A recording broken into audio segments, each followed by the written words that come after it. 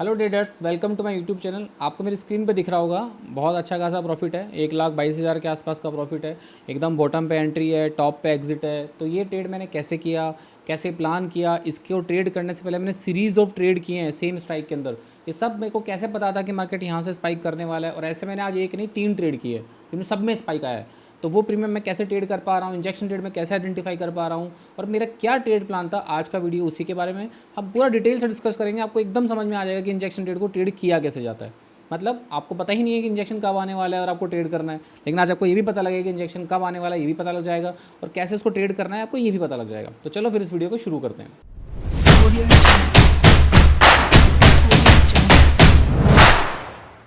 तो पहली बात, 71 से 199 वाला जो मैंने ट्रेड प्लान किया था, मैंने ऐसे कोई आइडेंटिफिकेशन नहीं किया था कि मेरे को ऐसा कोई ट्रेड मिल ही जाएगा या कर ही लूँगा। वो मेरे ट्रेडिंग का पार्ट था, मेरे सेटअप का पार्ट था। वो मेरे सेटअप पे क्लिक हुआ, मैंने ट्रेड किया, सिंपल है।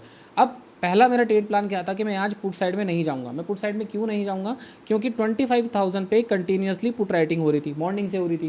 प्लस 900 और 950 के बीच में मैक्स पेन बार बार घूम रहा था, बट इसके नीचे कहीं भी कॉल राइटिंग नहीं हो रही थी, सिर्फ सारी पुट राइटिंग अप साइड में हो रही थी। तो इसको लेकर मैं क्लियर था कि मैं मार्केट में जब भी मार्केट डिप पे आएगा तो मैं क्या करूँगा, कॉल साइड का प्लान करूँगा। सो जो मैंने ट्रेड कैप्चर किया सी साइड में, उसको कैप्चर करने के लिए मैंने पुट साइड का इंजेक्शन कैच नहीं किया।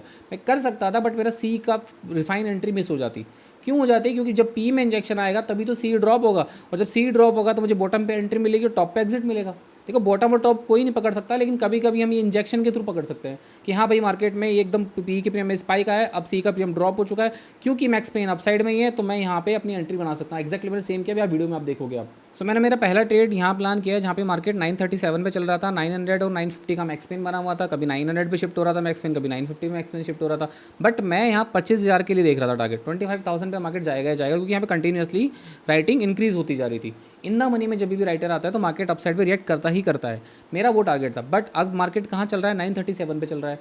अब 937 पे चलने के लिए मार्केट को 25,000 पे जाना है, तो 60 पॉइंट का मूव है ओनली। शॉर्ट कवरिंग अंदर 100 पॉइंट का मान सकते हो। अब 100 पॉइंट के लिए प्रीमियम कितना मूव करेगा? प्रीमियम ऑलरेडी फेयर पे चल रहा है, तो प्रीमियम भी इतना ही मूव करेगा, 60-70 पॉइंट के आसपास मूव। तो मैं इसमें 10-12 रुपये का स्टॉप लॉस डाल के ट्रेड ले सकता हूँ। तो जो एक्जैक्टली मैंने किया, तो मैंने सबसे पहले मैंने स्टॉप लॉस लिया यहाँ पे 88 पे एंट्री ली, और मैंने 83 का स्टॉप लॉस लगाया, मतलब 5 पॉइंट का स्टॉप लॉस। लेटर और मैंने उसको 2 रुपये से मॉडिफाई किया। मैंने अपना स्टॉप लॉस 81 पे लगा दिया। अगर 81 मेरा स्टॉप लॉस हिट होता तो मैं दोबारा से 90 के ऊपर ट्रेड लेता, बट मेरा इस ट्रेड में स्टॉप लॉस हिट नहीं हुआ। देखो हम कैसे चलता है ये ट्रेड हमारा। मार्केट कंटिन्यूसली एक ही रेंज में रुक गया, मतलब ना तो 950 को ब्रेक कर रहा है ना 900 को ब्रेक कर रहा है। ऐसा क्यों हो रहा था? क्योंकि 950 पे बहुत अग्रेसिवली कॉल राइटर था, बट मेरा फोकस सारा 25,000 के राइटर पे था, क्योंकि वहाँ पे कंटिन्यूसली मॉर्निंग से पुट राइटिंग हो रही थी। मैं देख रहा था कि सुबह सुबह वो 12 लाख थे, फिर 13 लाख, 25 लाख, 25 लाख, फिर 30 लाख तक डेटा पहुँच गया। तो भाई इतना पैसा को इन द मनी में लगा रहा है, तो मार्केट अपसाइड में जाएगा ना। बस मेरे माइंड में वही एक व्यू क्लियर था कि मार्केट जब अपसाइड में जाएगा तो मैं ट्रेड करूँगा। देखो मेरा 81 मैंने यहाँ पे अपना स्टॉप लॉस मॉडिफाई किया, 83 से 81 किया, 2 रुपये मैंने और बढ़ाया बस। उसके बाद मैंने नहीं बढ़ाया, क्योंकि प्रीमियम फेयर चलने लग गया था, तो मैं सोचा थोड़ा सा गैप ले लेते हैं, इसलिए मैंने 2 रुपये बढ़ाया, नहीं तो अदरवाइज मुझे उसकी जरूरत भी नहीं थी। फिर प्रीमियम ने यहाँ से क्या किया, 93-91 पे करता रहा, होल्ड करता रहा, काफ़ी देर तक इसने होल्ड किया। तो मैंने वीडियो आपको फास्ट फॉरवर्ड में कर रखा है, बट बहुत देर तक इस प्रीमियम ने होल्ड किया। मैं वेट करता रहा, क्योंकि मुझे ये पता था कि प्रीमियम में थीटा तो है ही नहीं, सारा थीटा तो पुट में है, तो कॉल इतनी जल्दी ड्रॉप तो नहीं होगा, तो मुझे बड़ा स्टॉप लॉस देने की जरूरत नहीं है। बट प्रीमियम फिर भी नहीं जा रहा था, स्पॉट यहाँ पे होल्ड कर रहा था। तो फिर मैंने क्या किया, अपने ट्रेड को रिस्क फ्री कर दिया, मैंने कॉस्ट पे जाके लगा दिया, जबकि मुझे 5,000 7,000 का प्रॉफिट हो रहा था इस ट्रेड में। बट फिर भी मैंने कॉस्ट पे जाके लगा दिया, क्योंकि मेरा टारगेट 25,000 का था। 800 से मुझे 50 पॉइंट मिलेंगे तो 40,000 का प्रॉफिट मिलेगा। अभी जाएगा तो मेरा कुछ भी नहीं जाएगा। तो बड़े पॉइंट्स के लिए हमेशा हमें वेट करना चाहिए, टीएसएल रखना चाहिए, सिस्टम में स्टॉप लॉस लगाना चाहिए, क्योंकि अगर हम बड़े प्रॉफिट्स के लिए अगर हम ट्रेल नहीं करेंगे तो फिर हमारा बड़ा लॉस होगा, तो उसे काउंटर कौन करेगा?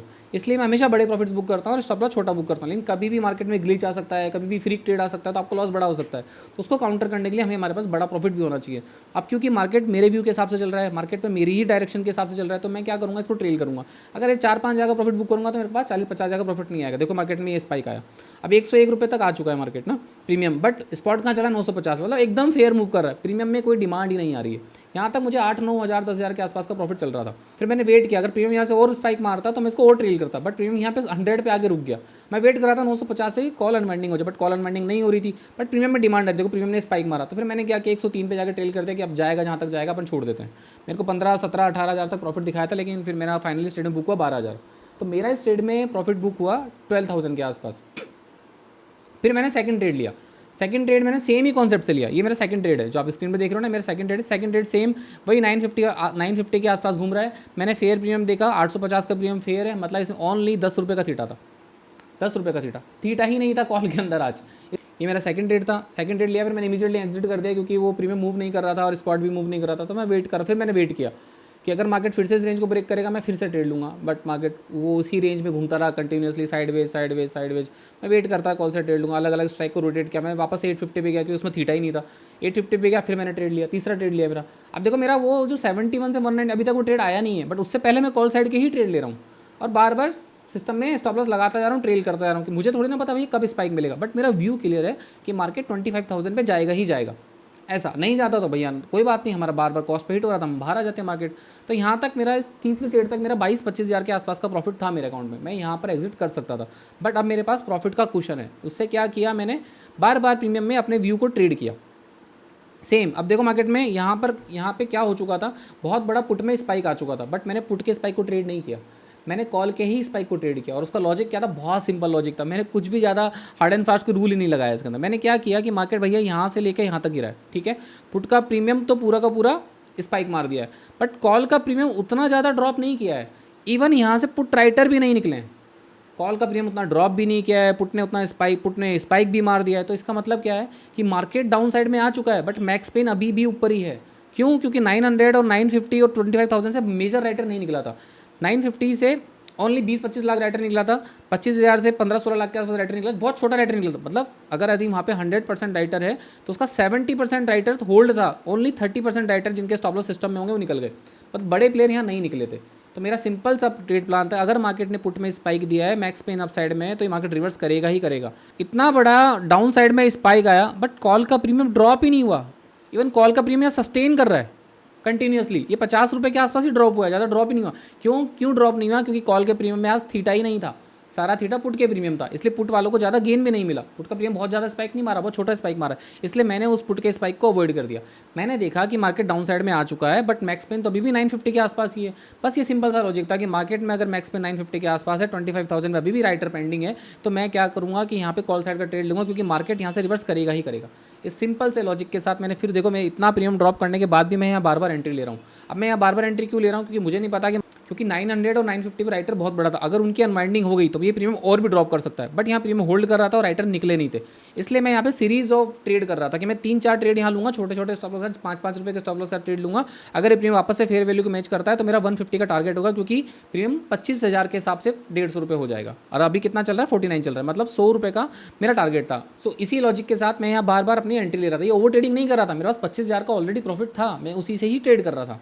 तो अब देखते हैं मैंने क्या किया, और ये सारे ट्रेड्स मैं प्रॉफिट से कर रहा हूँ, मतलब मुझे कोई प्रॉब्लम नहीं आ रही है यहाँ पे, मैं आराम से होल्ड कर सकता हूँ, कॉस्ट पे लगा रहा हूँ ना, बार बार 5-5 रुपये के स्टॉप लॉस दे रहा हूँ, बार बार एंट्री कर रहा हूँ। अब देखो मेरे यहाँ पे कितनी बार स्टॉप लॉस चले गया, यहाँ से अप साइड में जाएगा तो मैं 70 पे एंट्री करूँगा, तो मैं वेट कर रहा हूँ कि प्रीमियम कब 70, देखो 70 पे जैसे ही जाएगा मैं एंट्री कर दूँगा, ये 70 पे एंट्री हुई, मेरे ट्रेड लेते ही स्पाइक आ गया, देखो कंटिन्यूसली स्पाइक, बहुत बड़ा स्पाइक है, देखना भी है, सीधा स्पाइक है। अब देखो यहाँ एक समझने वाली बात ये है, अब आपको लगेगा कि जब 70 से स्पाइक मार दिया, प्रीमियम जस्ट डबल हो गया, मैं तब भी एग्जिट नहीं किया, आना चाहिए ना आपके मन में सवाल, लेकिन मैंने क्यों एग्जिट नहीं किया? क्योंकि मेरा स्टिल टारगेट 25,000 का था। 25,000 के हिसाब से 24,950 की शॉर्ट कवरिंग होगी, फिर 25,000 की भी शॉर्ट कवरिंग होगी, तो प्रीमियम क्या करेगा? 150 से ऊपर ही मूव करेगा, तो मेरा टारगेट क्या होगा? 175-180 पे निकल जाऊंगा, बट प्रीमियम 250 से भी ज़्यादा मूव कर गया।